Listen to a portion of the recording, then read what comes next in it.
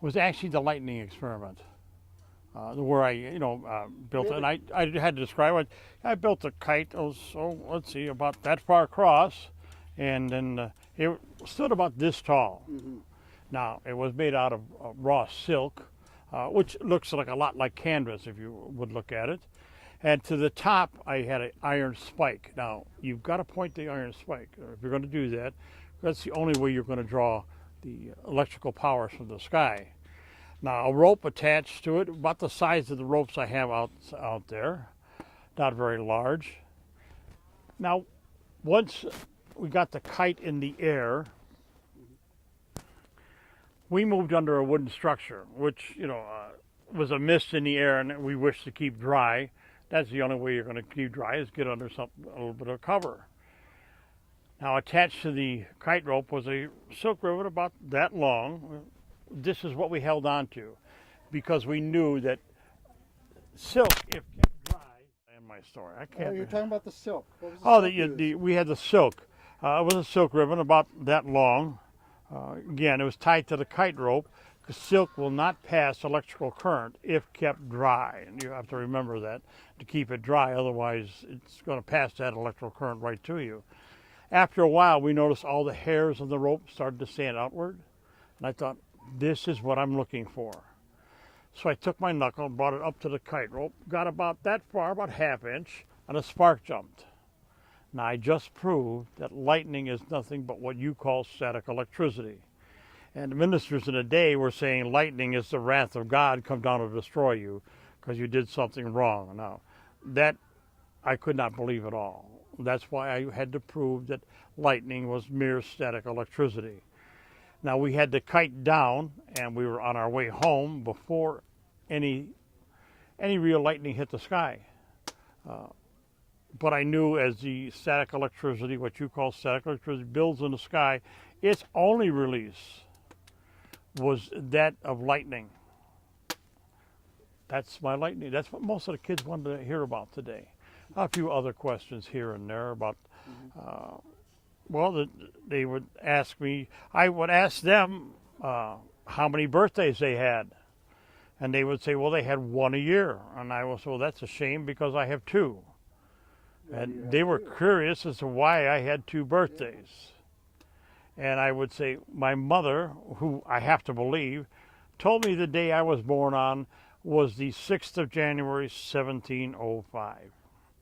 But it seems that you celebrate my birthday as the 17th of January, 1706. But there's a little trick to that, because in 1753 we changed from the Julian calendar I was born under to the Gregorian calendar, which I believe you still use today. But that moved my birthday 1 year and 11 days.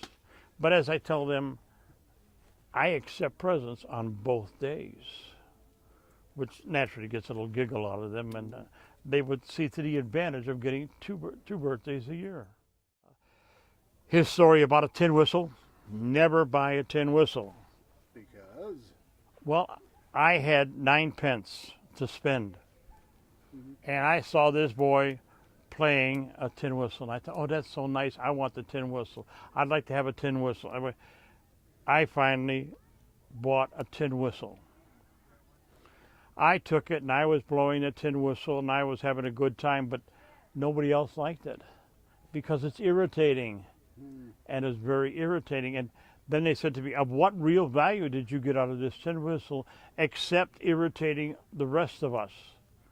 And I had to look at it. You're right. There's no value in a tin whistle. So I will tell you, don't buy a tin whistle. You're wearing the Mason symbol, which means he was a Mason. I am a Mason. What roles did he have in building structures? In the building of America. Well, the Masons. Yeah. The Masons. A lot of people think we are we were influential as gentlemen, naturally. But in the Declaration of Independence, I will tell you that only 16% of us were Masons, or 9. The Constitution, it was less than that. I believe it was only 12% were Masons. But as anybody else, we have our influence. They were the educated ones at the time? Or Masons were all Masons were usually pretty well educated.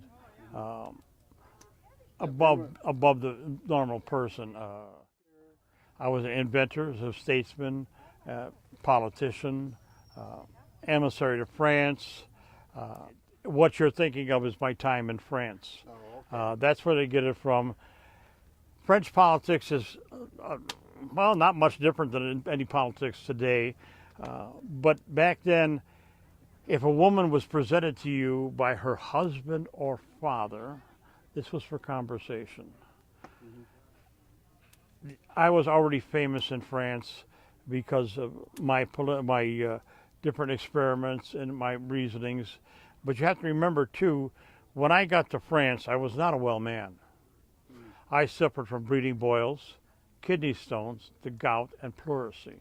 Were you going there to be treated, probably? No. When I went to France, I was going there because of the American Revolution. There was no treatment for what I had, other than you lived through it. Kidney stones, if you got rid of the kidney stones, little by little, and you watched what you ate, they didn't affect you that much. But as a young lady would sit next to me, I'm already 70 years of age, most of them were 25 to 30, some very attractive. You wouldn't mind sitting next to a lady like that, would you? Neither did I. They were attractive, but the ladies would listen to an experiment. They would listen, but they're not listening. They're sitting next to the great Dr. Franklin, their goal from the very beginning. Oh, you mentioned he's a doctor? Well, doctor of laws. Okay. I have 5 doctorates, one from St. Andrews in Scotland, one from Oxford, Yale, Harvard, William and Mary, and Yale. So he was a island. My father was a candle maker and a soap maker. Oh, that started me off. So you're a rags to riches story. That's it. I worked my way up. My ambition throughout my life was to better myself. And that's what I did. Like in France, again, the young ladies were presented to me. They would invite me to a party. I would want to go because I'm going to meet people of influence where I can get more money. They like me there because now they had the great Dr. Franklin at their party. I am so bound by work, I cannot attend. This is the way things were. You should come out here and talk to the people, find out what life was really like, how we really lived, and how you would look at it as suffering through hard times, and then we would look at it as saying, it's just the way things were. This is a great event. All I can say is, come out and see it. Come out and see the people, go and talk. And if you see something, as I tell young children, if you see something, you don't know what it is, or you want an explanation, ask, and all of us will tell you exactly what you're talking about. Franklin.net or BenjaminFranklin.us, you will find it. Cool. And it'll give you a lot of information.